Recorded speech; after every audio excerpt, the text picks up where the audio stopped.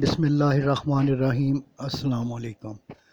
پارہ 20 سورہ القصص، رکوع نمبر 5۔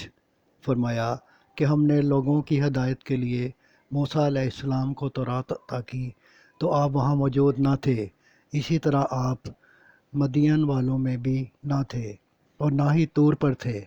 یہی دلیل کافی ہے، اور اللہ عالم الغیب کی رحمت ہے کہ اس نے آپ صلی اللہ علیہ وآلہ وسلم کو نبی مرسل کیا۔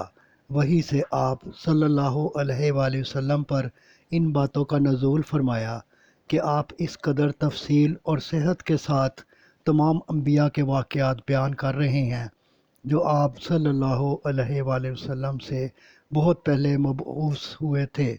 فرمایا کہ یہ اسے بھی جادو کہتے ہیں، تو انہیں کہیے کہ تم بھی کوئی کتاب لاؤ جو ان دونوں سے بہتر ہو اگر سچے ہو۔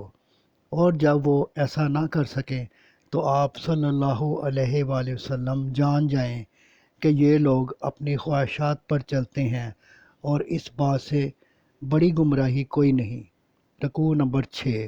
فرمایا کہ اس سے پہلے بھی ہم نے ان کے پاس ہدایت بھجوانے میں کمی نہیں کی، اور جو لوگ گزشتہ پیغمبروں کی حقیقی تعلیمات پر قائم تھے وہ فوراً قرآن پر ایمان لے آئے، حق کی تصدیق کر دی، اپنے رب کے حضور جبین نیاز خم کر دی، اور انہیں دوہرا اجر ملے گا۔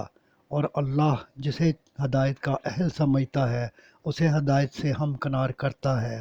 فرمایا کہ اللہ کے ساتھ دوسری ہستیوں کو شریک کرنے والوں، باز آ جاؤ، اس کے قہر سے ڈرو جس نے تم سے پہلے حق کے پیغام کو جھٹلانے والوں کی کتنی بستیاں تباہ کر دیں۔ صدق اللہ العظیم۔ آپ سے گزارش ہے کہ چینل کو سبسکرائب کر دیں اور گھنٹی کے بٹن کو دبا دیں۔